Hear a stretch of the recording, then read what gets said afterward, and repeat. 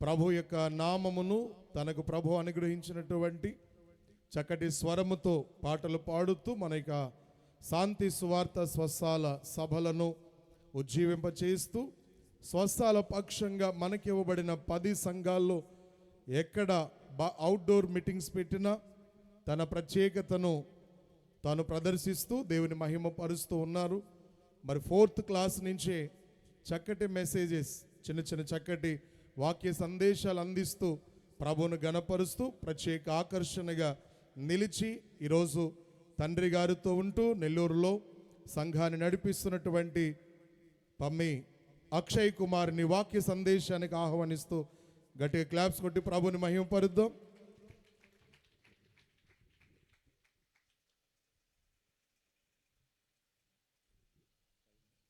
దేవునికి మహిమ కలుగును గాక. సంతోషంగా ఉన్న వారందరూ ఒకసారి 2 చేతులు పైకెత్తి మరణ చెప్దాం. బిగ్గరగా, ఇంకొంచెం బిగ్గరగా, ఇంకొంచెం బిగ్గరగా. మరణాత. నా స్వరం కంటే మీది పెద్దగా వినపడాలి. మరణాత, మరణాత. దేవునికి మహిమ కలుగును గాక. పరిశుద్ధ గ్రంథంలో నుండి న్యాయాధిపతుల గ్రంథము 12వ అధ్యాయము 3వ వచనం చదువుకుందాం. న్యాయాధిపతుల గ్రంథము 12వ అధ్యాయము 3వ వచనం. నా ప్రాణమును అరచేతిలో ఉంచుకొని అమ్మోనీయులతో యుద్ధము చేయపోతిని. అప్పుడు యెహోవా వారిని నా చేతికి అప్పగించెను. గనుక నాతో పోట్లాడుటకు మీరేలా నేడు వచ్చితిరనెను. దేవునికి మహిమ కలుగును గాక. అందరూ కూడా తలలు వంచి ఈ మధ్యాహ్న కాల సమయంలో పరిశుద్ధాత్మ దేవుడు తన వాక్య గ్రంథముల నుండి కొన్ని అమూల్యమైన మాటలు మనతో మాట్లాడినట్లుగా ప్రతి ఒక్కరు కూడా ప్రార్థనలోకి విద్దాం. ప్రార్థన. మహాపరిశుద్ధుడవును మహాగణుడు అయిన మా ప్రియ పరలోకపు తండ్రి, నీ దయగలిగిన అతి శ్రేష్టమైన నామమునకు వందనాలు, స్తోత్రాలు. అయ్యా, వాక్య సందేశములు ఇచ్చుట ప్రారంభించినది మొదలు ప్రభువా, శాంతి సువార్త స్వస్థత సాల సభలలో తండ్రి నేటి వరకు ప్రతి ఏడాది మీరు ఇచ్చినటువంటి కృపా భాగ్యమును బట్టి ఈ యొక్క వాక్యమును అనుగ్రహించుచున్నట్లుగా మీరు ఇచ్చినటువంటి ఆ యొక్క కృపను బట్టి ప్రభువా వాక్య సందేశం ఇస్తున్నాను తండ్రి. ఏడాది ఇక్కడ నిలవబడి ఉండగా నా యొక్క నోటిని మీ నోటి బురగా వాడుకొనండి. నేను సిద్ధపడినది కాదు, నేను మాట్లాడదలిచినది కాదు. నా ఆత్మ జ్ఞానము నాపి నీ పరిశుద్ధాత్మ వెలిగింపు ఉద్రేకం ఇచ్చి మీరే మాట్లాడి మహిమ ఘనత కీర్తి ప్రభావం పొందుమని మా కొరకు మధ్యాకాశంలో ఆకాశ మండలం మీద మేఘారూరుడై రానయ్యున్న యేసుక్రీస్తు మహిమ కలిగిన నామంలో అడిగి వేడుకొని పొంది ఉన్నాము పరమ తండ్రి, ఆమేన్. ఆకాశమున మాటలతో ఈ సంగంబు వెలసినది. అందరికి వచ్చు కదా, అందరు కలిసి పాడదాం. ఆకాశమున మాటలతో ఈ సంగంబు వెలసినది, దివినున్న దేవుడు భువికి వార్త పంపెను. దివినున్న దేవుడు భువికి వార్త పంపెను.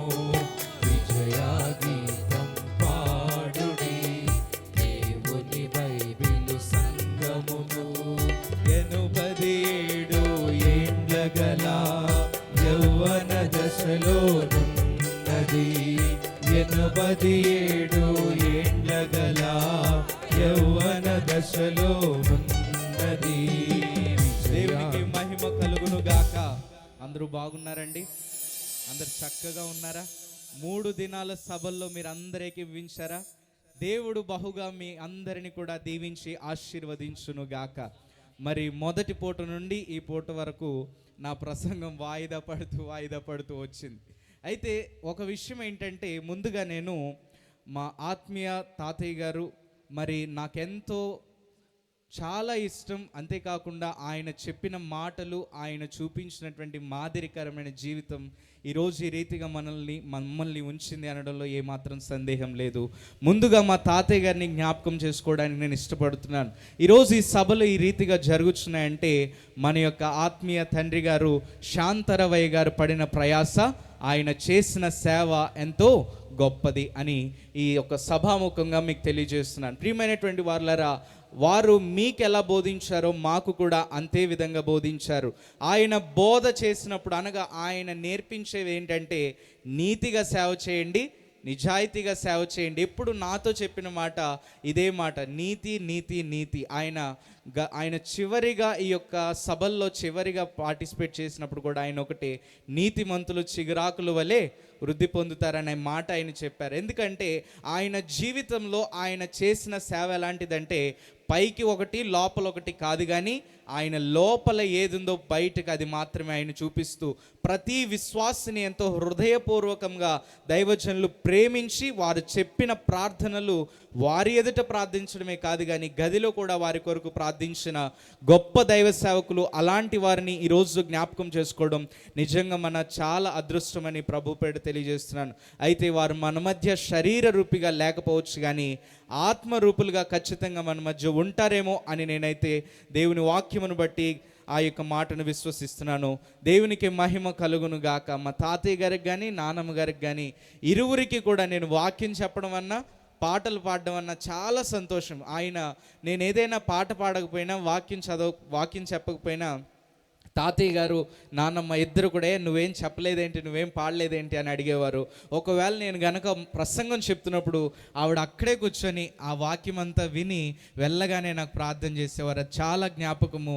నిజంగా వారి యొక్క ప్రార్థనలు ఈరోజు మా వెనుక ఉన్న వండల్లో ఎలాంటి సందేహము లేదు. అయితే ఒక మాట చెప్తున్నాను, వారు ఇక్కడ ఉన్నప్పుడు ఈ సేవ ఎంత ఘనంగా జరిగిందో, వారు పరలోక రాజ్యమునకు కొనిపోబడిన తర్వాత ఈ సేవ 7 అంతలుగా దేవుడు ఆశీర్వదించునుగాక.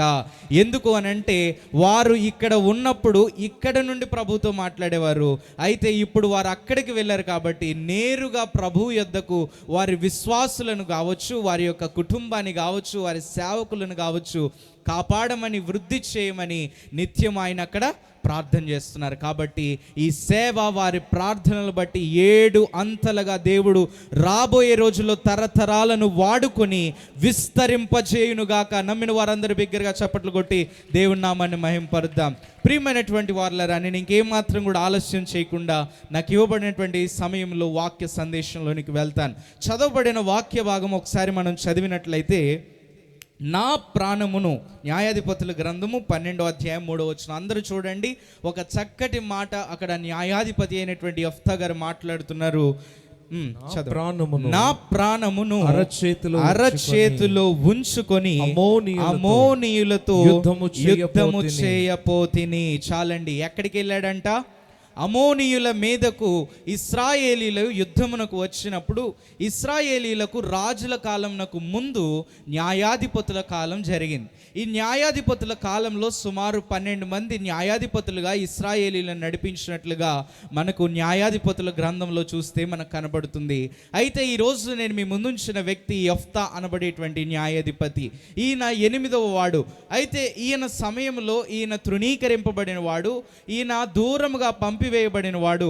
అయితే ఈయనను వెతుక్కుంటా వెళ్ళి వారు తీసుకొని వచ్చారు. అదంతా కూడా మీకు 11, 12 అధ్యాయాల్లో మీరు చదివితే మీకు పూర్తి వివరముగా అర్థమవుతుంది. అయితే ఈరోజు నేను ఆ మాటలు చెప్పట్లేదు, కానీ ఈ యెఫ్తా అనబడేటువంటి ఈయన ఒక యుద్ధములో ఆయనను ముందుగా ఉంచి న్యాయాధిపతిగా నియమించి ఇశ్రాయేలీలు పెద్దలైన వారు ఆయన ఏర్పాటు చేసుకున్నారు. ఎందుకు అనంటే ఆయనను గురించి మాట్లాడుతూ న్యాయాధిపతుల గ్రంథం 11వ అధ్యాయం 1వ వచనంలో అంటాడు. ఒకసారి మనం చదివితే, యెఫ్తా పరాక్రమము గల బలాఢ్యుడు. దేవునికి మహిమ కలుగును గాక. ఈ పరాక్రమము కలిగిన బలాఢ్యుడు ఇశ్రాయేలీలైనటువంటి వారి మీదకి వచ్చినటువంటి అమోనీయులతో యుద్ధము చేయడానికి ఒక న్యాయాధిపతిగా ముందు ఉన్నాడు.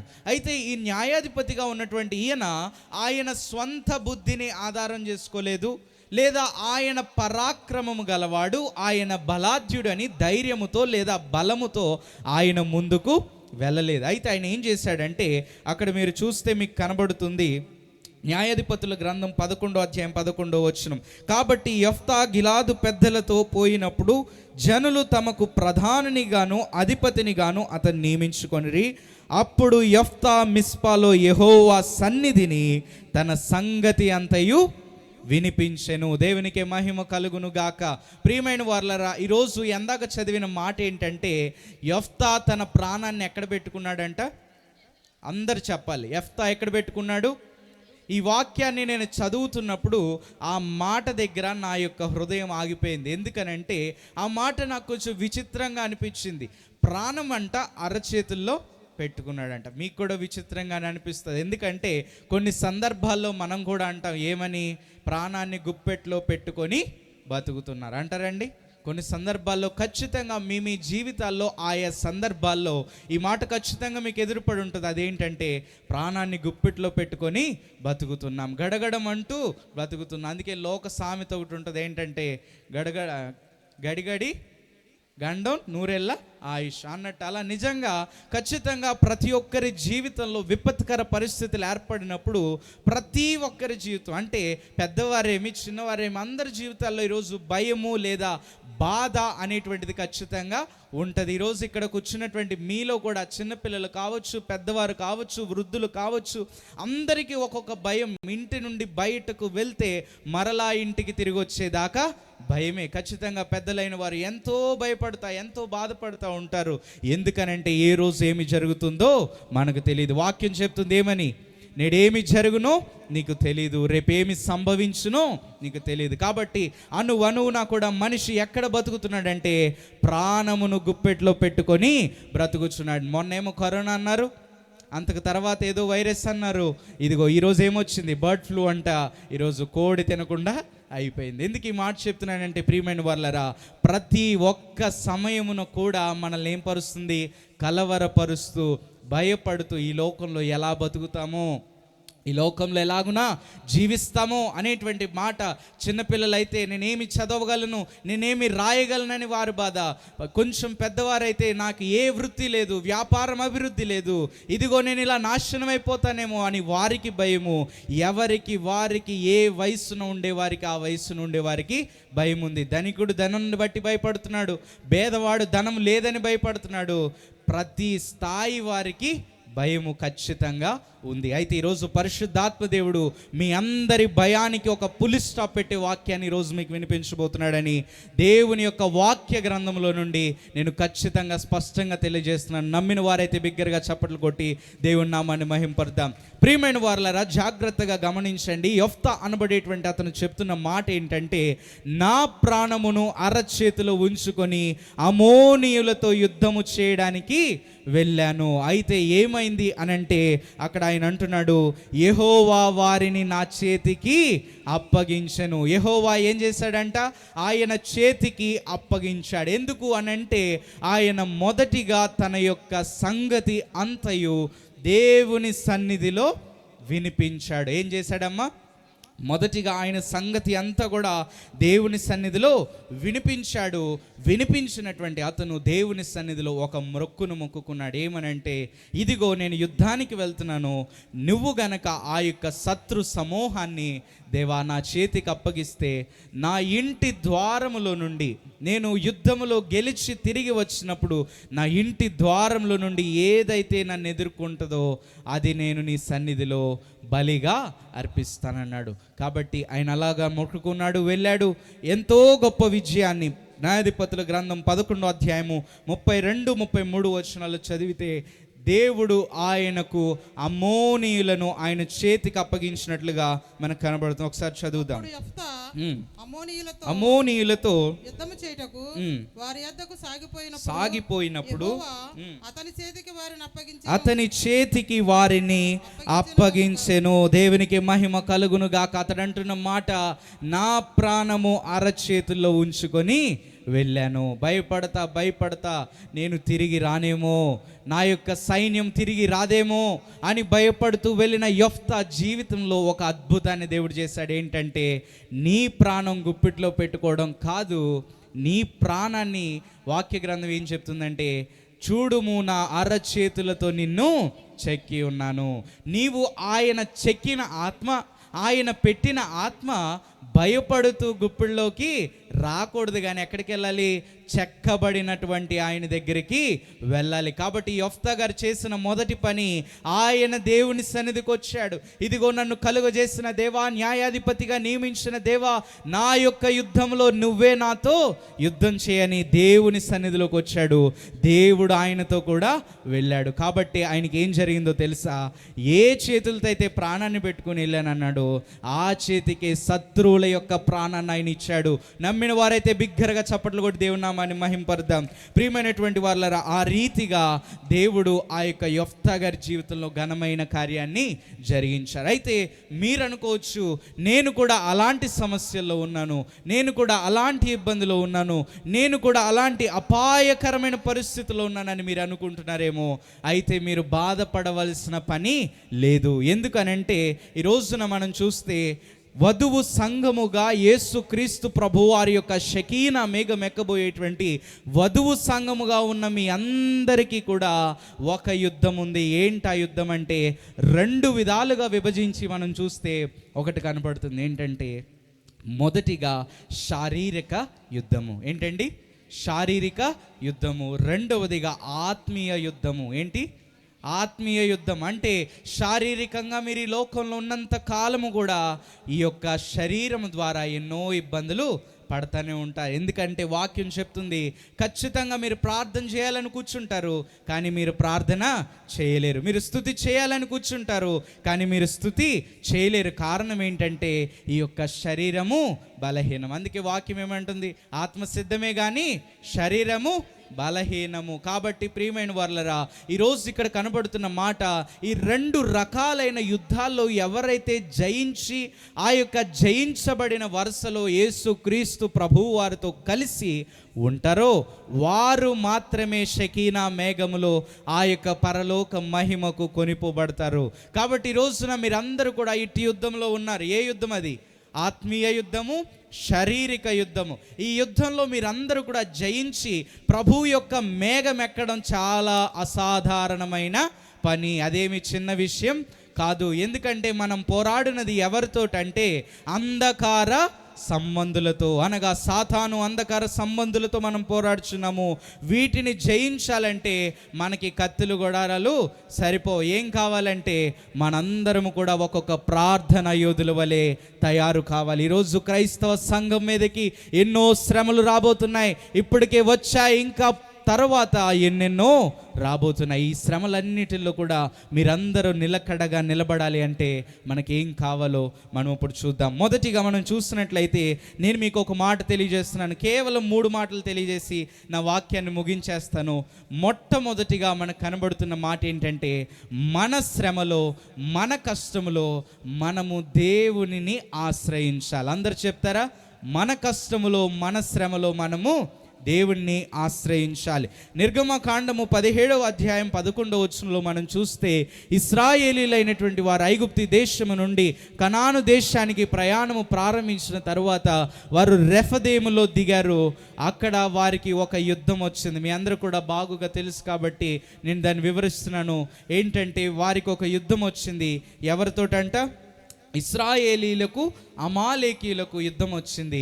అయితే ఆ యుద్ధ సమయంలో ఏం జరుగుతుందంటే 17వ అధ్యాయం 11వ వచనంలో చదివితే, మోషే తన చెయ్యి పైకెత్తినప్పుడు ఇశ్రాయేలీయులు గెలిచిరి.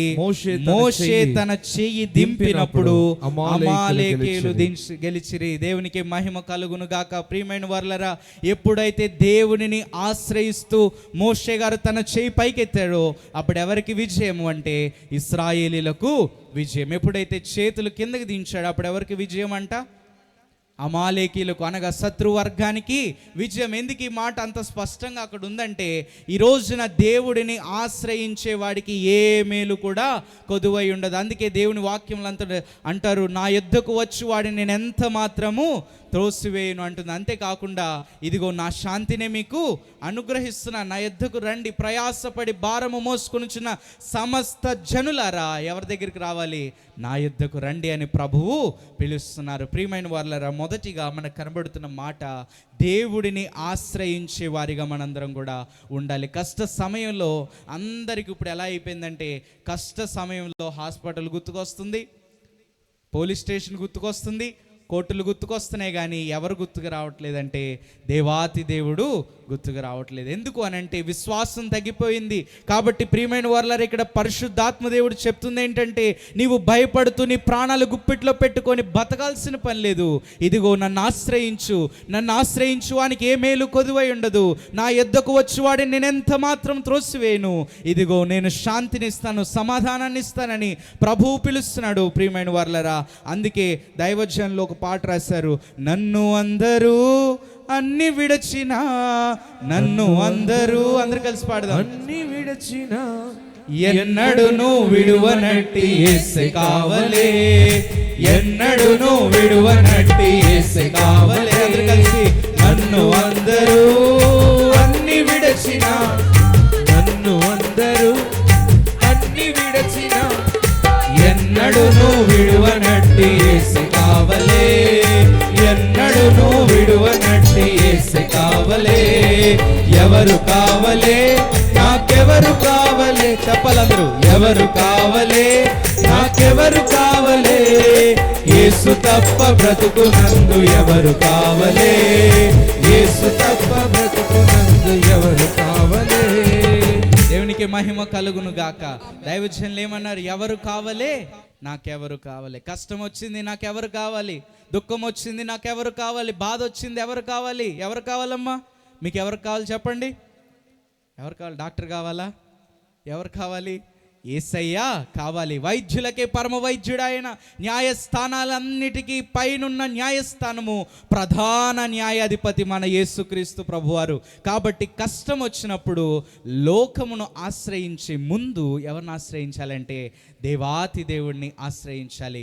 కాబట్టి అందుకని మనల్ని అందరూ విడిచిన, నన్ను అందరూ అన్ని విడిచిన, ఎన్నడును విడువనట్టి యేసే కావాలి. కాబట్టి ఎప్పుడైతే నీవు దేవుని ఎదుగుకుంటూ వస్తావో, నిన్ను చెక్కిన వాడిని తన చేతులతో నిన్ను చెక్కుకున్న యేసు వైపు నువ్వు ఎప్పుడైతే చూస్తావో, అప్పుడు నీ యొక్క సమస్త చిక్కులు పరిహారం అయిపోతాయి. నీ యొక్క సమస్త విధములైన బాధల నుండి నీవు విముక్తి పొందుతావు. అందుకే నేను ఘనముగా చెప్పగలను ఒక మాట ఏంటంటే, ఈరోజు ఈ శాంతి సువార్త స్వస్థత సాలకు విచ్చేసిన ఏ ఒక్కరైనా ఇదిగో అనారోగ్యంతో రావచ్చు, అప్పుల బాధతో రావచ్చు, చివరికి చచ్చిపోదామని నిర్ణయించుకొని కూడా ఒక రాత్రి నాకు చెప్పారు ఏంటంటే, ఇక్కడ ఉన్న దైవ సేవకులు ఇదే వేదిక మీద నేను విన్నాను, ఒక రాత్రి వాల్ పోస్టర్లో నెంబర్ చూసి ఫోన్ చేశారంట, ఇదిగో నేను చనిపోదాం అనుకుంటున్నాను, ఈ యొక్క వాల్ పోస్టర్లో నెంబర్ చూసి ప్రార్థన చేయించుకుందాం అని చేశాను అని చెప్పి మాట్లాడుతున్న సందర్భంలో చెప్పబడిన సాక్ష్యాలు అన్ని విని దేవుణ్ణి ఆశ్రయించిన అతను ఈరోజు సజీవముగా ఉన్నాడు. ఎందుకు ఈ మాట చెప్తున్నానంటే, ఈరోజు ఈ శాంతి సువార్త స్వస్థత శాల 19 సంవత్సరాల యానివర్సరీ ఈరోజు జరిపించుకుంటుంది. ఈ 19 సంవత్సరాలుగా ఏ ఒక్క అవిశ్వాసి వచ్చినా, ఏ ఒక్క అనారోగ్యపరుడు వచ్చినా, ఎవరు అప్పుల బాధల్లో ఉండొచ్చినా, అనారోగ్యంతో ఉండొచ్చినా, ఎలాంటి దుఃఖకరమైన పరిస్థితుల్లో ఇక్కడికి వచ్చినా, వారు ద్వారంలో అడుగు పెట్టినప్పుడే వారి సమస్త చిక్కులు నజరేయుడైన యేసుక్రీస్తు అధికారము కలిగిన నామంలో లయమైపోయి ఆనందముతో వారు ప్రవేశించారు. నమ్మిన వారైతే బిగ్గరగా చప్పట్లు కొట్టి దేవుని నామాన్ని మహింపర్దాం. ఇది శక్తి చేత జరగలేదు, ఇది బలము చేత జరగలేదు, కేవలము ఏమి ద్వారా జరిగిందంటే దైవజనుడు శాంతరవయ్య గారికి దేవుడు ఇచ్చినటువంటి 7 అంతల ఆత్మతో దేవుడిటి కార్యాన్ని జరిగించారు. కాబట్టి రాత్రి మనం పాడుకున్నాం ఏం పాట, శక్తి చేత కాదనెను, బలముతో నిధి కాదనెను. అందరు కలిసి పాడదాం, శక్తి చేత కాదనెను, బలముతో నిధి కాదనెను, నా ఆత్మ ద్వారా దీని చేతునని యెహోవా సెలవిచ్చెను, నా ఆత్మ ద్వారా దీని చేతునని యెహోవా సెలవిచ్చెను, నా ఆత్మ ద్వారా దీని చేతునని యెహోవా సెలవిచ్చెను, నా ఆత్మ ద్వారా దీని చేతునని యెహోవా సెలవిచ్చెను. దేవునికి మహిమ కలుగును గాక. యెహోవా దేవుడు ఆనాడు శాంతరవయ్య గారితో మాట్లాడి ప్రారంభించబడిన ఈ పరిచర్య ఇన్ని సంవత్సరాలు ఏ ఒక్కటి కూడా ఏ ఒక్కరు వచ్చినా కానీ నాకు ఈ కార్యము జరగలేదన్న వారెవ్వరూ లేరు. వచ్చిన ప్రతి ఒక్కరు ఏదో ఒక మేలుతో నింపబడి వారి హృదయాలను కట్టుకున్నారు, కుటుంబాలను కట్టుకున్నారు, వారి జీవితాలను కట్టుకున్నారు. ఈ మాటను నేను ఘనముగా చెప్పగలను, ఎందుకంటే ఇట్టి కార్యము జరిగింది దేవుని యొక్క ఆత్మ ద్వారా. దేవునికి మహిమ కలుగును గాక. కాబట్టి ప్రియమైన వారలారా, మొదటిగా ఎవ్వరికి ఎట్టి సమస్య ఉన్నా హాస్పిటల్కి వెళ్ళండి, ఎక్కడికైనా వెళ్ళండి, కానీ మొదటిగా ఎక్కడికి రావాలి? దేవునికి ఆశ్రయించాలి, దేవుని ఆశ్రయించాలి. అప్పుడు ఎలాంటిదైనా కానీ దేవుడు మనల్ని ఖచ్చితంగా దర్శిస్తారని ప్రభు పేట తెలియజేస్తున్నాను. రెండవదిగా నేను మీకు తెలియజేస్తానన్న మాటలో మొదటిగా దేవుణ్ణి ఆశ్రయించాలి. రెండవదిగా మన యొక్క సమస్యను దేవునికి స్వాధీన చేయాలి.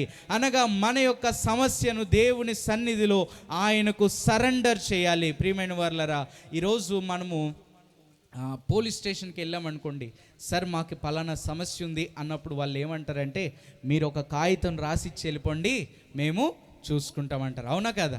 కాబట్టి అలాగుననే ఈరోజు దేవుని సన్నిధిలోకి వచ్చిన ప్రియమైన వారలారా, దేవుని సన్నిధిలోనికి వచ్చిన నీవేం చేయాలంటే దేవునికి నీవు సమర్పించుకోవాలి, సరెండర్ చేయాలి. అయ్యా, నా జీవితంలో సమస్తం నీకే సమర్పించుకుంటున్నాను, నీవు ఏమి జరిగిస్తావో దానికి నేను తల వంచుకొని ముందుకు వెళ్ళిపోతానని ఎప్పుడైతే నీవు ఆయన సన్నిధిలో సరెండర్ అవుతావో అప్పుడు దేవుడు నిన్ను ఘనమైన రీతిలో హెచ్చిస్తారు. అందుకే సామెతల గ్రంథము 3వ అధ్యాయం 5వ వచనం నుండి మనం చదివితే అక్కడ ఒక మాట కనబడుతుంది, నీ స్వబుద్ధిని ఆధారము చేసుకొనక పూర్ణ హృదయముతో నీ పూర్ణ హృదయముతో యెహోవా యందు నమ్మిక ఉంచుము, నీ ప్రవర్తన అంతటి యందు ఆయన అధికారమునకు ఒప్పుకొనుము. అప్పుడు ఆయన నీ త్రోవలను సరళము చేయును. నేను జ్ఞానిని కదా అని నీవనుకొనవద్దు. యెహోవా యందు భయభక్తులు కలిగి చెడుతనమును విడిచిపెట్టుము. దేవునికి మహిమ కలుగును గాక. ప్రియమైన వారలారా, పరమార్థ జ్ఞాని అయినటువంటి సొలొమోను గారు రాస్తూ ఏమంటున్నాడంటే, నేను జ్ఞానిని కదా అని నీవు అనుకొనవద్దు. నీ జ్ఞానం ఏ పాటి, నీ యొక్క ఆలోచన ఏ పాటి? జ్ఞానమును ఇచ్చేటువంటి ఘనుడైన దేవుడు పరలోకమందు మన కొరకు ఉన్నాడు. ఎప్పుడైతే ఆయన నువ్వు ఆశ్రయిస్తావో, ఎప్పుడైతే నువ్వు ఆయన దగ్గరకు వస్తావో అప్పుడు నీ జ్ఞానాన్ని నువ్వు ఆధారం చేసుకోనొద్దు, నీ స్వబుద్ధిని నువ్వు ఆధారం చేసుకోనొద్దు. నీ పూర్ణ హృదయముతో యెహోవా యందు నమ్మిక ఉంచు. ఇదిగో ఇది అవ్వదా, ఇది జరుగుద్దా జరగదా అనేటువంటి మాటే మనకు వద్దు. దేవుని సన్నిధిలోకి వచ్చినప్పుడు, దేవా ఇది నా సమస్య, నీ చేతులకు దీన్ని అప్పగిస్తున్నాను, నువ్వే దీన్ని జరిగించు ప్రభు అని చెప్పి మనం ఎప్పుడైతే దేవునికి సరెండర్ అయిపోతామో అప్పుడు దేవుడు బలమైన రీతిలో కార్యాన్ని జరిగిస్తారు. కాబట్టి ఒకసారి దైవజనులు రాసిన కీర్తనలో మనోవిచారం కూడదు కీర్తనలో మనం చూసినట్లయితే, మనోవిచారము కూడదు నీకు మహిమతలంపులే కావలెను. మనోవిచారము కూడదు నీకు మహిమతలంపులే కావలెను. దినక్రమాన శాంతి గుణంబులు, దినక్రమాన శాంతి గుణంబులు దీనులకీర్చుచుండును, దీనులకీర్చుచుండును. మనోవిచారము కూడదు నీకు మహిమతలంపులే కావలెను. నేను నీలో నీవు నాలో లీనమైనట్టే అనుకొనుము.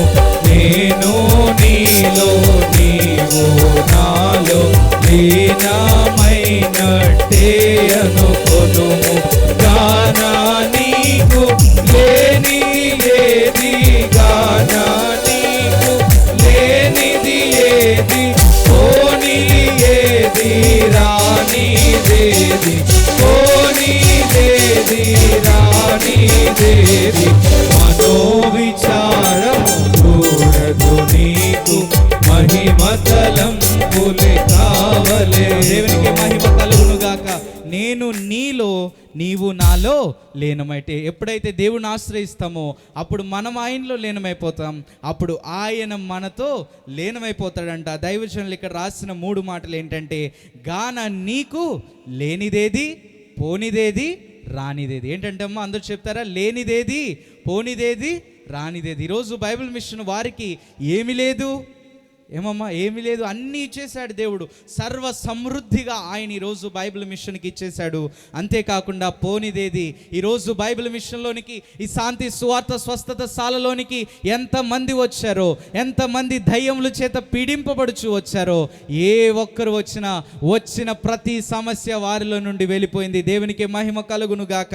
మూడవదిగా రానిదేది, ఎలాంటి వారు ఎంత ఇబ్బందిలో వచ్చినా వారి కష్టాలు తీసివేసిన దేవుడు వారికి ఐశ్వర్యాన్ని అనుగ్రహించాడు, వారికి మహిమను అనుగ్రహించాడు, వారికి రక్షణను అనుగ్రహించాడని చెప్పడంలో ఎలాంటి సందేహము లేదు. దానికి మీరే సాక్షులు. దేవునికి మహిమ కలుగును గాక. కాబట్టి ప్రియమైన వారలారా, మొదటిగా దేవునిని ఆశ్రయించినప్పుడు, స్వస్థత శాలకు వచ్చి దేవునికి ఆశ్రయించిన మనము స్వస్థత శాలలో దేవునికి మన యొక్క సమస్యను సరెండర్ చేయాలి. ఎప్పుడైతే సరెండర్ చేశామో మన జీవితంలో దేవుడు అథారిటీ తీసుకొని ఆయన మన జీవితంలో ఘనమైన కార్యాలు చేయగలడు. మూడవదిగా చివరి మాట నేను చెప్తున్నాను ఏంటంటే, మూడవ మాట, ఎప్పుడైతే మీరు దేవుని సన్నిధికి వచ్చి దేవుని సన్నిధిలో మీ సమస్యను సమర్పించారో అప్పుడు నీ యొక్క శత్రువులంతటి మీద దేవుడు నీకు అధికారము అనుగ్రహించువాడై ఉన్నారు. నమ్మిన వారైతే బిగ్గరగా చప్పట్లు కొట్టి దేవుని నామాన్ని మహింపర్దాం. ప్రియమైన వారలారా, ఎప్పుడైతే మీరు వచ్చి అయ్యా నాకు అప్పులు బాధలు ఉన్నాయి, అయ్యా నాకు దురాత్మ చేత పీడింపబడుచున్న, కుటుంబంలో సమాధానం లేదు, సతమతమైపోతున్నారు, పిల్లలు మాటినట్లేదు, భార్యాభర్త మాటినట్లేదు, ఇదిగో నేను గర్భఫలం లేదు, వివాహం కావట్లేదని పలు విధాలైన శ్రమలతో మీరు ఇక్కడికి వచ్చినప్పుడు ప్రభు అన్ని విని ఏం చేస్తారో తెలుసా? చివరిగా ఆయన చేసే పని ఏంటంటే, సర్వము మీకున్నటువంటి ఏదైతే ఇబ్బంది ఉందో ఆ యొక్క సర్వదా అంతటి మీద మీకు అధికారాన్ని దేవుడు ఇచ్చేటువంటి వారై ఉన్నారు. దేవునికి మహిమ కలుగును గాక. ఎందుకు ఈ మాట చెప్తున్నానంటే, బైబిల్ మిషన్ వారికి ఉన్నటువంటి గొప్ప వరం ఏంటంటే, వారు ఏది అడిగితే అది దేవుడు వారికి అనుగ్రహించారు. మంచి ఈవులను దేవుడు మనకు అనుగ్రహించాడు. ప్రియమైన వారలారా, ఈ రోజున శాంతి సువార్త స్వస్థత శాల ప్రారంభించబడినప్పుడు ఏ రీతిగా ఉంది, ఈరోజు ఏ రీతిగా ఉంది? ప్రారంభించబడినప్పుడు ఎందరు విశ్వాసులు ఉన్నారు, ఈరోజు ఎన్ని సంఘాలుగా దేవుడు ఆశీర్వదించారు. ప్రారంభించబడినప్పుడు శాంతరవయ్య గారు ఒక్కరే, కానీ ఈరోజు శాంతరవయ్య గారిని బట్టి ఈ యొక్క దైవజనులు బట్టి మేము ఇలాగున మీరందరు ఈరోజు ఇది ఒక గొప్ప సంస్థగా స్థాపించబడి గొప్ప సంస్థగా ఇది రన్ అవుతుందంటే కారణం ఏంటో తెలుసా? దేవుడు సర్వదా అంతటి మీద దైవజనులు శాంతరవయ్య గారికి అధికారం ఇచ్చారు. ఆయన దగ్గరికి దయ్యాలను తీసుకుని వస్తే ఆయన దయ్యాలతో మాట్లాడినప్పుడు అది మాట్లాడి నేనుండను బాబోయ్ అని అది వెళ్ళిపోయిన సందర్భాలు ఎన్నో గలవు. నా యొక్క కళ్ళుతో నేను స్పష్టంగా దాన్ని చూస్తాను. ఎందుకు ఈ మాట చెప్తున్నానంటే, దేవుని సన్నిధిలో సరెండర్ చేసినప్పుడు దేవుడు మనకు దానంతటి మీద అధికారాన్ని ఇచ్చేవాడై ఉన్నాడు. అందుకే నిర్గమకాండం 14వ అధ్యాయము ఆ యొక్క ఇశ్రాయేలీలైనటువంటి వారు ఎర్ర సముద్రం మీద మధ్యలోనికి వచ్చి అక్కడ ఆగిపోయినప్పుడు ఆయన అంటున్నాడు, మీరు ఆగిపోవద్దు, సాగిపోండి. దేవునికి మహిమ కలుగును గాక. మీరు ఆగిపోవద్దు, ఈ యొక్క సమస్యను బట్టి మీరు ఆగిపోకూడదు, మీరేమైపోవాలి? సాగిపోండి. ఎందుకో తెలుసా? ఆయన ఒక మాట అంటున్నాడు, మోషే నీవు వెళ్ళి, ఒకసారి ఆ మాట చదువుదామండి. నిర్గమకాండం 14వ అధ్యాయము 16వ వచనం. నీవు నీ కర్రను ఎత్తి ఆ సముద్రం వైపు నీ చెయ్యి చాపి దానిని పాయలుగా చేయము. దేవునికి మహిమ కలుగును గాక. బిగ్గరగా చప్పట్లు కొట్టి దేవుని నామాన్ని మహింపరుద్దాం. ప్రియమైనటువంటి దేవుని ప్రియబిడ్డలారా, ఇక్కడ కనబడుతున్న మాట ఏంటంటే, మీరు ఆగిపోవద్దు, సాగిపోండి. సాగిపోతూ చేయవలసిన పని ఏంటంటే, మోషే నీవు నీ కర్రను ఎత్తి ఏం చేయాలంట? ఆ సముద్రం వైపు నీ చెయ్యి చాపి దానిని పాయలుగా చేయి. అసాధారణమైన వ్యక్తి ఆ మోషే గారు. ఆయన కర్ర అసాధారణమైంది. ఈరోజు ఈ కర్రల వలె ఆ కర్ర, అంతేగాని ప్రియమైన వారలారా దాంట్లో ఏమాత్రం మహిమ లేదు. కానీ ఎక్కడ నుండి మహిమ వచ్చిందంటే, ఆయన సర్వ సృష్టి మీద ఆనాడు మోషే గారికి అధికారం ఇచ్చారు. దేవునికి మహిమ కలుగును గాక. ఎందుకు అధికారం ఇచ్చాడయ్యానంటే, ఆ మోషే గారు దేవుని సన్నిధికి వచ్చి, ప్రభువా నీవేమి చెప్తే అది, ఇదిగో ఇక్కడ ఆగిపోయాను, ఇదిగో ఎర్ర సముద్రం అడ్డుగా ఉంది, నువ్వేమి చెప్తే అది నేను చేస్తానన్నాడు. అందుకే ఆయన ఇదిగో నీకు సృష్టి మీద అధికారం ఇస్తున్నాను, అది ఎర్ర సముద్రం కావచ్చు, ఇంకేదైనా కావచ్చు, ఎల్లు నీ చెయ్యెత్తు, నీ కర్రెత్తు, అది పాయలుగా అయిపోతుంది, ఆరిన నేల ఏర్పడుతుంది. ఈరోజు మీ జీవితాల్లో కూడా ఏదైనా సమస్యతో, ఏదైనా ఇబ్బందితో మీరు బాధపడిచి స్వస్థత సాల సభలకు వచ్చారేమో, ఈరోజు ప్రభు మీతో స్పష్టంగా మాట్లాడుతున్నాడు. నీ సమస్య, నీ యొక్క ఇబ్బంది ఆయనకు స్వాధీనం చేయి, అప్పుడు దాని మీద సర్వదా అధికారం దేవుడు మీకు ఇవ్వబోతున్నాడు. ఆ తాళపు చెవులు దేవుడు మీకు ఇవ్వబోతున్నాడని ప్రభు పేట స్పష్టంగా తెలియజేస్తున్నాను. నమ్మిన వారైతే ఆయన ఇచ్చిన తాళాలను అందుకోవడానికి ఒకసారి బిగ్గరగా చప్పట్లు కొట్టి దేవుడి నామాన్ని మహింపరుద్దాం. ప్రియమైన వారలారా, ఈరోజు ప్రభు పేట తెలియజేస్తున్న మాట, మనందరికీ ఏం కావాలంటే తాళాలు కావాలి. ఏం తాళాలు అయ్యి? ఏం తాళాలమ్మా? ద్వారపు తాళాలా కాదు, కానీ ఆయన యొక్క సర్వ అధికారము కలిగినటువంటి తాళాలు మనకు కావాలి. బైబిల్ మిషన్ స్థాపకులైన దైవజనులు దేవదాసయ్య గారు ఒక మాట అన్నారు. ఆయన యొక్క సన్నిధిలోనికి వస్తే, ఆయన యొక్క సన్నిధిలోనికి వస్తే ఏంటంట, ఏది పోదు, ఏది రాదు. ఏది పోదు, ఏది రాదు. ఎందుకు ఏది పోదు, ఏది రాదు అని అంటే, ఆయన సన్నిధిలోనికి వచ్చినప్పుడు బైబిల్ మిషన్ వారికి దేవుడు అధికారాన్ని ఇస్తున్నాడు. ఏం అధికారం అంటే, మొట్టమొదటిగా ఒక మాట గుర్తు చేసి నేను ముందుకు వెళ్తాను. ఒక మాట ఏంటంటే, దైవజనులు దేవదాసయ్య గారు ప్రార్థన చేస్తూ ఒక 50 సంవత్సరాల పాటు ఆయన ఒక ప్రార్థన చేశారంట. ఏంటంటే, ఆయన సర్వ అంశాలు, సర్వంలో ఈ సృష్టిలో ఉన్నటువంటి అందరి కొరకు ఆయన ప్రార్థన చేస్తూ, అన్ని వృత్తుల వారి కొరకు ఆయన ప్రార్థన చేస్తూ ఆయన ఏం ప్రార్థన చేశారంటే, ప్రభువా నీ ఇష్టమైతే సాతానును కూడా మారు మనస్సు కలుగజేసి, ఆ సాతాను కూడా మారు మనస్సు ఇచ్చే ప్రభువా అని ప్రార్థన చేసేవారంట. అయితే 50 సంవత్సరాలు ఆయన ప్రార్థన చేసిన తర్వాత ఒకానొక సమయమున, ఒకానొక దినమున, అందరు జాగ్రత్తగా వినండి, ప్రభువు తన యొక్క పరిశుద్ధులతో ఆయన గదిలోనికి వచ్చారు. ఆయన వచ్చినప్పుడు దేవదాసయ్య గారు ప్రభువు మాట్లాడుకుంటున్నారు. ఆయన ప్రభువు రావడమే కాకుండా ఆ రోజున సాతానును కూడా ప్రభు ఆ గదిలోనికి తీసుకుని వచ్చారంట. సాతానును కూడా తీసుకుని వస్తే అప్పుడు దైవజనులు దేవదాసయ్య గారు అన్నారంట, నీవు కూడా మారు మనసు పొంది దేవుణ్ణి నిజరక్షకునిగా, ఆయనే ప్రభు అని ఒప్పుకో అని చెప్పి అన్నప్పుడు ఆ సాతాను అన్నాడంట, ఖచ్చితంగా నేను ఒప్పుకుంటాను, ఇదిగో ప్రభువే నిజమైన దేవుడు అని నేను ఒప్పుకుంటాను, అయితే ఒక పని చేయండి అన్నాడంట. ఏంటి పని అంటే, అప్పుడు ఆ సాతాను చెప్పిన మాట ఏంటంటే, నేను ఏ స్థితి అయితే కోరుకుంటానో ఆ స్థితిని నాకు మీ ప్రభువుని ఇమ్మనండి, అప్పుడు నేను ఖచ్చితంగా ఒప్పుకుంటాను. నేను ఏ స్థితి అయితే కోరుకుంటాను అప్పుడు అది నాకు ఇచ్చేయండి, అప్పుడు నేను ప్రభువుని ఒప్పుకుంటాను అన్నాడంట. అయితే ప్రభు అన్నారంట, నేను న్యాయస్థుడను, నేను న్యాయం చేసేవాడును, ఎవరిని ఎక్కడ ఉంచాలో, ఎవరికి ఏ స్థితి ఇవ్వాలో, ఎవరిని ఎలాగున ఉంచాలో నాకు తెలుసు. ఎందుకంటే నేను న్యాయస్వరూపిని కాబట్టి నీ యొక్క పరిస్థితికి, నీ యొక్క జ్ఞానానికి, నీ యొక్క అంతస్తుకి ఏ స్థితి వస్తుందో ఆ స్థితిని నేను నీకు ఇస్తానంటే, కాదు నేను ఏది కోరుకుంటే అది ఇవ్వాలని అన్నప్పుడు, నేను ఇవ్వను అన్నట్లుగా ఆయన, నేను న్యాయవంతుడిని,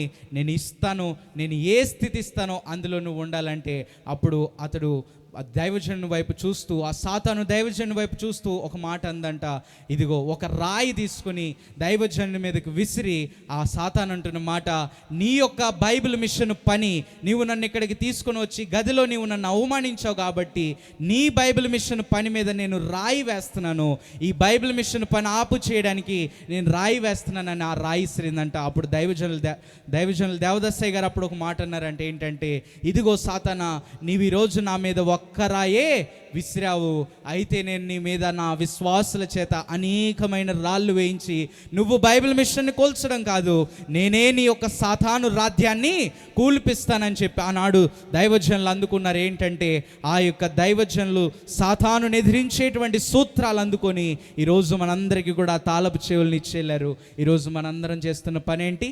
సాతానును ఎదిరిస్తున్నాం. అయితే బైబిల్ మిషన్ వారు తప్ప ఎవరు కూడా అట్టి కార్యాన్ని జరిగించారు. అందరూ స్తుతులు, పాటలు, ఆరాధనలు అంట వెళ్తారే కానీ ఏ ఒక్కరు కూడా సాతానును ఎదిరించరు. కేవలం బైబిల్ మిషన్ వారు ఒక్కరే సాతాను రాజ్యాన్ని కూల్చడానికి ఈరోజు బైబిల్ మిషన్ వారు పని పూనుకున్నట్లుగా మనకు కనబడుతుంది. ఎందుకు ఈ మాట చెప్తున్నానంటే, దేవుని యొద్దకు వచ్చిన వారికి దేవుడు ఏమిస్తాడు?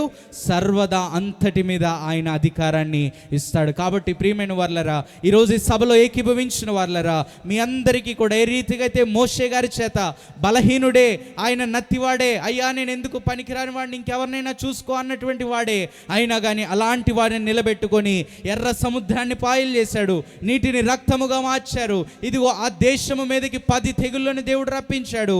అంటే బలహీనుడ కాదు, ఆయన బలము తట్టు కాదు చూడాల్సింది. ఎవరి బలం తట్టు చూడాలంటే మన ప్రభు అయిన యేసుక్రీస్తు బలము తట్టు మనము చూడాలి. అందుకే దైవజనులు కీర్తన రాస్తే ఏమన్నారంటే, నీ బలహీనతలో బలహీనత తట్టు చూడకు, నా బలము తట్టిదిగో చూడుము. నీ బలహీనత తట్టు చూడకు, నా బలము తట్టిదిగో చూడుము. నీ బలమునకు మించిన పనులు, నీ బలమునకు మించిన పనులు, నా బలమే గద చేయవలసెను, నా బలమే గద చేయవలసెను. మనోవిచారము కూడదు నీకు, మహిమ తలంపులు కావలెను. మనోవిచారము కూడదు నీకు, మహిమ తలంపులు కావలెను. బోలో యేసు మహారాజుకి, రాజుల రాజుకి. ఈరోజు సభలో కూర్చున్నటువంటి వారలరా, ఈరోజు మీతో పరిశుద్ధాత్మ దేవుడు మాట్లాడుతున్న మాట ఏంటో తెలుసా? నీ బలహీనతను చూసుకొని, నీ యొక్క బలహీనమైన పరిస్థితులను చూసుకొని భయపడిపోతున్నావేమో, బాధపడిపోతున్నావేమో. నా జీవితంలో ఇది అవ్వదు, నేను దీనిని సాధించలేను, లేదా నా కుమారులు నా కుమార్తెలు వృద్ధిలోకి రాలేరేమో అని చెప్పి కుటుంబాన్ని బట్టి భయము, లేదా జీవితాన్ని బట్టి భయము, అనారోగ్య పరిస్థితులను బట్టి భయము, ఏ విధమైనటువంటి భయాన్ని నీవు కలిగి ఉన్నా, ఈరోజు ఎలాంటి భయం నుండైనా దేవుడు మిమ్మల్ని విడిపించడానికి సిద్ధంగా ఉన్నారు. నమ్మిన వారైతే బిగ్గరగా చప్పట్లు కొట్టి దేవుని నామాన్ని మహింపడదాం. ఎందుకనంటే మీరు ఎక్కడికి వచ్చారంటే శాంతి సువార్త స్వస్థత శాలలో దేవుణ్ణి ఆశ్రయించడానికి వచ్చారు. కాబట్టి ప్రభువు చెప్తున్న మాట, మీకు అంతటి మీద అధికారాన్ని ఇస్తున్నాను. అందుకే ఒక మాట ఆయన వాక్యంలో ఉంది. లూకా సువార్త 10వ అధ్యాయం 19వ వచనంలో చూస్తే, లూకా సువార్త 10వ అధ్యాయము 19వ వచనము, ఇదిగో పాములను తేళ్లను త్రొక్కుటకు శత్రువు బలమంతటి మీదను మీకు అధికారము అనుగ్రహించి ఉన్నాను, ఏదియు మీకెంత మాత్రమును హాని చేయదు. దేవునికి మహిమ కలుగును గాక.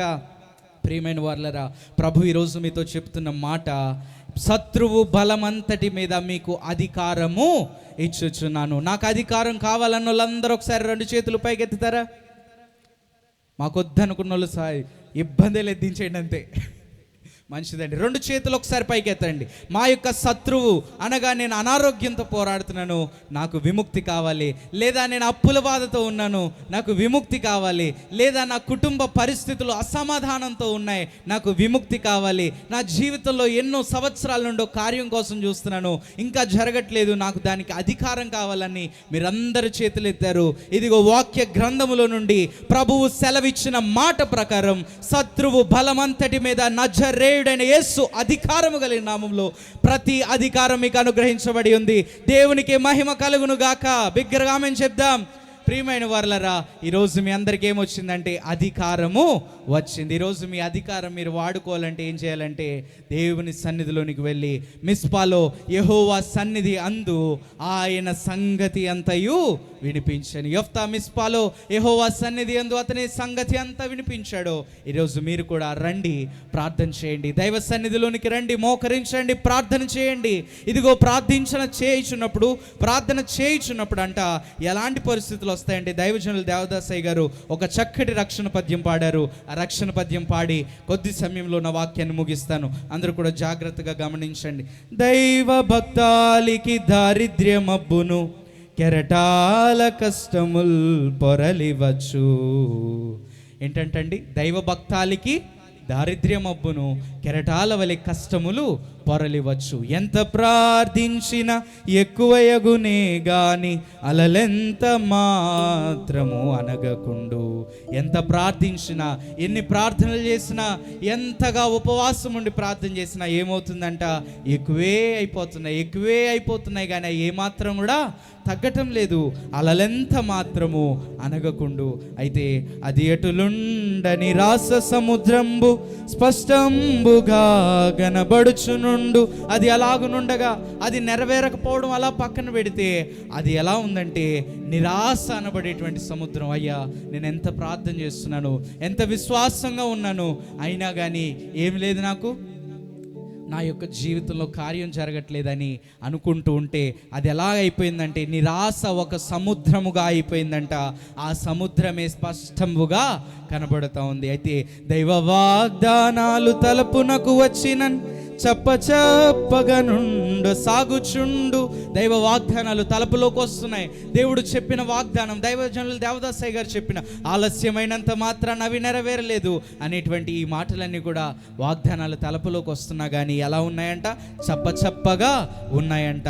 కష్టకాలమందు కూడా నిష్టముగని ప్రభుని సేవింపనలవాటు పడిన ఎడల, కష్టకాలమందు కూడా ఇష్టముగా ప్రభుని సేవింపనలవాటు పడిన ఎడల అప్పుడు ఆత్మకెంతయు బలము జేంబు కీర్తి, అప్పుడు అపవాది దయ్యముల్ తరలిపోవు. ప్రియమైనటువంటి వాళ్ళరా, ప్రభు చెప్తున్న మాట ఏంటంటే దైవ భక్తాలికి దారిద్ర్యము అబ్బును. ఈ యొక్క రాకడ గడియలో షకీనా మేఘమెక్కుటకు సిద్ధపడుచున్నటువంటి వధువు సంఘమైనటువంటి మీ అందరితో ప్రభు స్పష్టముగా మాట్లాడుచున్న మాట ఏంటో తెలుసా?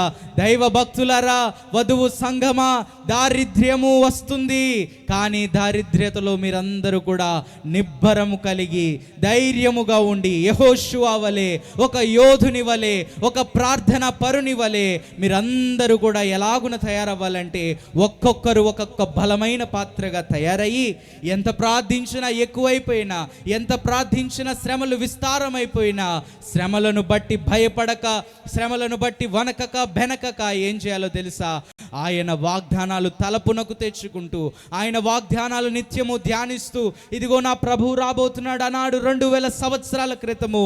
ఆయన నాడు మనందరి కొరకు సిలువలో బలి అయిన ప్రభువు ఆ యొక్క సిలువలో బలి అయ్యి 3 దినాలు సమాధిలో ఉండి ఆదివారము ఉదయాన్నే ఆయన లేచిన ప్రభువు, సజీవుడిగా లేచిన ప్రభువు, మరలా నా కొరకు రెండవ మారు ఆయన సిలువలో మరణించిన ప్రభువు, మరణముని ఓడించి ఆయన పునరుత్థానుడై లేచిన ప్రభువు, ఆరోహణుడైన ప్రభువు, మరలా నా అందరి కొరకు ఆయన మేఘారుడై వస్తున్నాడనే విశ్వాసము, విధేయత కలిగి ఏం చేయాలనంటే ఆయన అధికారము కలిగిన నామములో మనందరము కూడా ముందుకు కొనసాగాలి. కాబట్టి ప్రభుపేట చివరిగా నా మాటలు తెలియజేస్తున్నాను ఏంటంటే, ఈ యొక్క రాకడ గడియలో ఉన్న మనము ఎటు చూచినా గుర్తులే, ఎటు చూచినా రాకడను సంబంధించినటువంటి తలంపులే. ఎందుకంటే ఒక దేశం మీదకి ఒక దేశము, ఒక రాజ్యం మీదకి ఒక రాజ్యము. ఈరోజు మనం చూసినట్లయితే దేశాల మధ్య యుద్ధాలు, యుద్ధ క్రమములు పెరిగిపోతూ ఉన్నాయి. అంతేకాకుండా కులాల మధ్య విభేదాలు, మతాల మధ్య విభేదాలు. యేసుక్రీస్తు ప్రభు వారు చెప్పిన మాట ఏంటంటే, రాజ్యము మీదకు రాజ్యం లేస్తుంది, ఇదిగో జనముల మీదకు జనము లేస్తుంది. ఈరోజు క్రైస్తవ్యం అంటే ప్రతి ఒక్కరికి చులకనైపోయింది. ప్రతి ఒక్కరు కూడా ఏమంటున్నారంటే క్రైస్తవులను రెచ్చగొట్టే మాటలైనా, ప్రియమైన వారలారా, క్రైస్తవులందరూ రెచ్చిపోవాలి. ఎలా రెచ్చిపోవాలంటే దైవ సన్నిధిలో మోకరించి ప్రార్థించేటులో మనందరం కూడా ఆయన సన్నిధిలో ఉద్రేకపరులమై, దేవా నీ రాకడ అతి సమీపంలో ఉన్నది, నీ రాకడ అత్యంత సమీపంలో ఉన్నదని మనందరము కూడా ఆయన రాకడ కొరకు సిద్ధపడాలి. కాబట్టి చివరిగా నేను తెలియజేస్తున్న మాట, ఇలాంటి సమయంలో ఎలాగున్న యుద్ధాలు జరిగినప్పుడు కానీ, జనముల మీదకు జనములు వచ్చినప్పుడు కానీ, క్రమముగా ఈ యొక్క మత శాఖల మధ్య విభేదాలు రేగినప్పుడు కానీ మనందరము కూడా భయపడకూడదు, బాధపడకూడదు. ఎందుకంటే దైవజనులు ఒక మాట అన్నారు, తుపాకీ బాంబు కత్తి బల్లెము తుక్కు తుక్కు తుక్కు, తుపాకీ బాంబు కత్తి బల్లెము తుక్కు తుక్కు తుక్కు. ఒకసారి అది నీకే లొక్కు, నిజముగా అది నీకే లొక్కు. సద్విలాస్ తుపాకీ బాంబు కత్తి బల్లెము ఏదైనా కానీ ఏమైపోతుందంట? తుక్కు తుక్కు తుక్కు. ఎందుకంటే అపాయమేమియు రాదు నీకు. ఎందుకంటే దేవుడు తన వధువు సంఘాన్ని తన చేతులతో ఎత్తి పట్టుకొని మేఘమెక్కించబోతున్నాడు. అటు వరుసలో మీరందరూ కూడా ఉన్నారు, ఉంటారు అని నేను విశ్వసిస్తున్నాను. ఒకసారి మీరందరూ కూడా ఎలాంటి సమస్యతో మీరు ఇక్కడికి వచ్చినా, ఎలాంటి ఇబ్బందితో మీరు వచ్చినా, ఇందాక తెలియచేయబడిన విధముగా ప్రభువు సర్వదా శత్రువుల మీద దేవుడు మీకు అధికారం అనుగ్రహించబోతున్నాడు. కాబట్టి అందరూ కూడా ఒకసారి మీ యొక్క ఎడమ చేతిని మీ హృదయం మీద పెట్టుకోండి, మీ యొక్క కుడి చేతిని పైకెత్తండి. ఎడమ చేతిని హృదయం మీద పెట్టుకోండి, కుడి చేతిని పైకెత్తండి. పరిశుద్ధాత్మ దేవుడు ఈరోజు మన మధ్య ఒక ఘనమైన కార్యం. ఇదిగో దేవా, నేను పలానా విధమైనటువంటి ఇబ్బందితో బాధపడుతున్నాను తండ్రి, అనారోగ్య పరిస్థితి నన్ను విడిచిపెట్టట్లేదు, శత్రువులు నన్ను విడిచిపెట్టట్లేదు అయ్యా, నేను ఎదుగుతుంటే ఓర్వలేని వారు ఉన్నారు ప్రభువా, నా యొక్క అప్పుల నుండి విడిపించేవారు లేరు, నన్ను అందరూ అన్ని విడచిన తండ్రి ఎన్నడూను విడువనట్టు నీ వద్దకు వచ్చానయ్యా. అయ్యా, నీవు నన్ను దర్శించు ప్రభువా, నీవు నన్ను చూడు ప్రభు అని ప్రతి ఒక్కరు కూడా నాకు అధికారం ఇవ్వండి ప్రభు అని ప్రతి ఒక్కరు మీ ఎడమ చేతిని మీ కుడి చేతిని ప్రభు వైపు ఎత్తి, ప్రభువా వీటి మీద నాకు అధికారం ఇవ్వండి అని చెప్పి అందరూ కూడా ప్రభు వైపు తిరిగి ప్రార్థన చేద్దాం. తుపాకి బాంబు కత్తి బల్లెము తుక్కు తుక్కు తుక్కు, తుపాకి బాంబు కత్తి బల్లెము తుక్కు తుక్కు తుక్కు, అపాయమేదియు రాదు నీకు, అది నీకు లొక్కు, నిజముగా అది నీకే లొక్కు. సద్విలా జయము కీర్తనలు జయ శబ్దముతో జయముగా పాడండి. ప్రియులారా, ఈరోజు మనందరికీ కూడా జయం అనుగ్రహించబోతున్నాడు ప్రభు. అందరూ బిగ్గరగా పాడదాం. కీర్తనలు జయ శబ్దముతో జయముగా పాడండి, జయమాయనులెండి, జయమే క్రీస్తుని చరిత్ర ఎంతట జయమే, మరణమునా కూడా జయమే నిత్యమును. సద్విలా జయము రాక పూర్వం జయమను జనులకు జయమౌను, స్తుతించు జనులకు జయమౌను. అయ్యా, నాకు ఇంకా జయము రాలేదనుకున్నారు, జయమౌను ప్రకటించు జనులకు జయమౌను. జయము జయమని కలవరించిన జయమే బ్రతుకెల్లా, కనప జయ పదమే గల్లా. సద్విలా దేవునికి మహిమ కలుగును గాక. అందరలాగే మీరు చేయి పైకి ఉంచండి. ఇదిగో పరిశుద్ధాత్మ దేవుడు ఈ ప్రాంగణములో శాంతి సువార్త స్వస్థత సాల సభలలో ఆయన ఉన్నాడు. పరిశుద్ధులు 24 పెద్దలు, 4 జీవులు, పరలోక సమూహము పరలోకము నుండి మన మధ్యకు దిగి వచ్చింది. మీ యొక్క సమస్య ఏదైనా మొహమాటం లేకుండా ప్రభువా నిన్ను ఆశ్రయించాను, వచ్చే ఏడాది సభలలో కల్లా నా యొక్క సమస్యను పరిష్కరించండి అయ్యా. శత్రు వర్గమును అయ్యా, నా మీద పోరాడుచున్న అంధకార సంబంధుల మీద నాకు అధికారం ఇవ్వండి ప్రభువా, నీ బలము నాకు దయచేయండి. శత్రువు బలమంతటి మీద అధికారం ఇచ్చిన తండ్రి మీకే స్తోత్రములని బిగ్గరగా స్తుతి చేద్దాం. దేవా మీకే స్తుతి, మీకే స్తుతి.